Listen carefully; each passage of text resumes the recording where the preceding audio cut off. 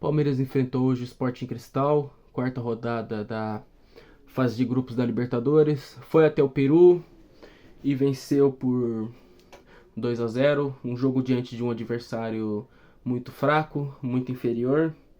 É, Taticamente, sobre o jogo em si, eu tenho muito pouco para falar, porque o jogo, infelizmente, foi mais do mesmo. O Palmeiras cometendo os mesmos erros de sempre, com os mesmos vícios de sempre, sempre com os mesmos problemas para atacar de sempre, os mesmos problemas para defender de sempre, e novamente dependendo das suas individualidades e de erros do adversário, que foram assim que saíram os dois gols do Palmeiras, né? O primeiro gol, uma boa jogada do Ares pela esquerda, ele cruza para dentro da área e o Flaco finaliza assim com rara felicidade. E o segundo gol, o Palmeiras conta com a sorte, né, de uma rebatida, uma afastada bizonha, uma tentativa de rebatida bizonha do zagueiro, do defensor do Sporting Cristal, que acaba dando assistência, né, pro Sousa fazer o gol. Então, em relação à partida, é, muito pouco para dizer, mas algumas situações pontuais que eu gostaria de destacar aqui. É impressionante como o time do Palmeiras não consegue ter controle diante de ninguém, porque se tornou uma marca na era Abel, né, como costumam dizer. E assim, uma coisa positiva do Palmeiras com o Abel Ferreira é que o Palmeiras nunca deu sopa por azar contra nenhum adversário fraco na Libertadores. O Palmeiras ia para jogos diante de adversários desse nível e fazia valer todo o seu domínio, toda a sua superioridade, aplicando goleadas, ganhando os jogos assim de maneira fácil. Então, o domínio diante de adversários assim extremamente inferiores, praticamente semi-amadores, como é o caso do Sport Cristal, ele sempre existiu, sempre foi uma marca, né, do Palmeiras do Abel Ferreira. Parece que ultimamente até isso a gente perdeu, porque o Palmeiras ele ganha de 2-0, mas é um jogo que o Palmeiras não tem praticamente nenhum controle. O Palmeiras ele toma muitos sustos.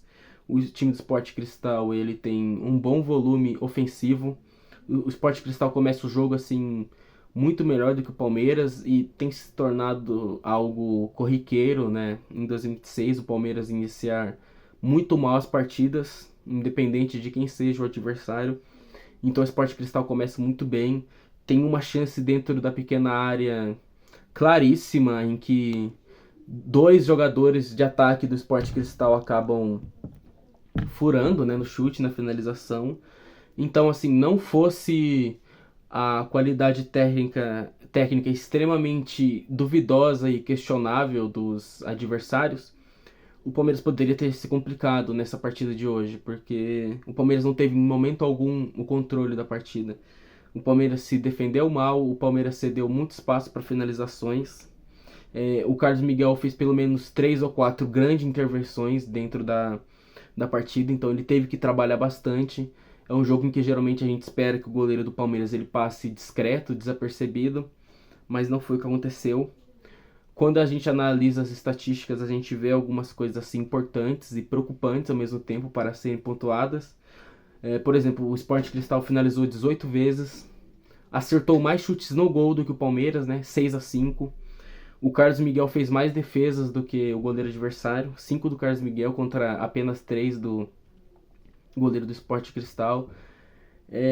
O time do Sport Cristal teve 8 finalizações assim dentro da área e para mim é inadmissível o Palmeiras oferecer quase uma dezena de chances de finalização dentro da sua área para um adversário tão fraco e tão inferior. Que teve também mais escanteios, o Sport Cristal teve mais escanteios, 8-7. Então foram quase 20 finalizações do Sport Cristal nesse jogo de hoje. O Sport Cristal ele assustou em cruzamentos, assustou em finalizações, principalmente de dentro da área. Então assim é muito preocupante, porque a gente vê que o Palmeiras ele não consegue ter o controle do jogo diante de nenhum adversário. E jogo após jogo a gente não consegue enxergar uma evolução desse time, uma evolução tática, uma evolução coletiva. Individual, a gente sempre vai ver um individual acima da média, porque nós temos grandíssimos jogadores. Por mais que eu acredite que se a gente tivesse um trabalho realmente competente da nossa comissão técnica, esses jogadores que já são muito bons seriam ainda mais potencializados, teriam suas qualidades ainda mais exploradas, né, melhor exploradas. Mas assim, em termos de time, de coletivo, da parte tática, da organização do time, mais do mesmo, a gente não consegue enxergar a evolução. Isso há cerca de 20 dias, né, menos de 20 dias, coisa aí de menos de 3 semanas, para o jogo contra o Flamengo, que dependendo do contexto pode ser um jogo que vale liderança. E o jogo vai ser lá no Maracanã, e o retrospecto recente contra o Flamengo a gente sabe que não é nada bom. Então a gente sabe que é um jogo que vai ser o mais importante do Palmeiras até aqui na temporada.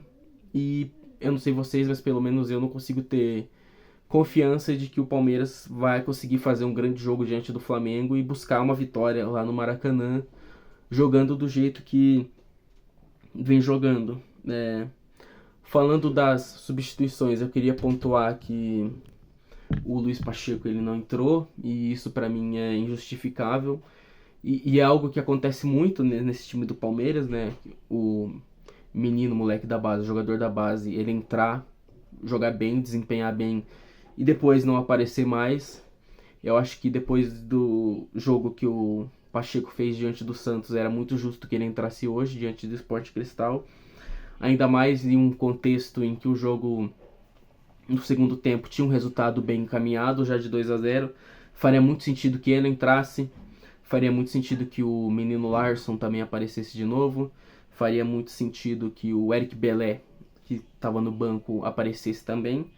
Porque são esses jogadores que realmente merecem ser testados, que merecem aparecer mais. Porque Felipe Anderson, Emiliano Martinez, Lucas Evangelista, eles já mostraram do que eles são capazes. E aí não estou entrando no mérito de se eu gosto ou não desses jogadores, se eu acho eles bons ou não pro Palmeiras. Mas é que o negócio é o seguinte, eles já mostraram o que eles podem ou não entregar.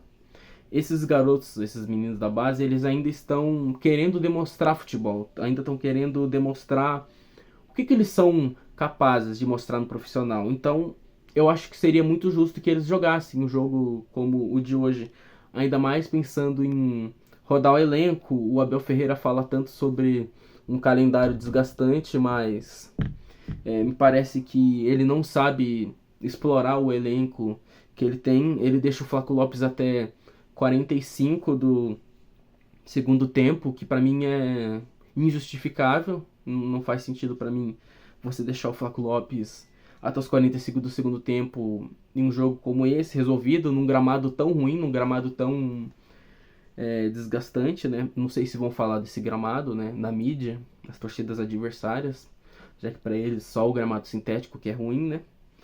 Mas enfim, faria muito sentido para mim que principalmente o Pacheco entrasse, seria um mérito dele. E eu não acho nenhuma loucura, nenhuma maluquice pensar nesse garoto, trabalhar ele com a ideia dele se tornar titular, né, nesse time do Palmeiras, nesse meio-campo do Palmeiras. Mas daí já é uma opinião minha.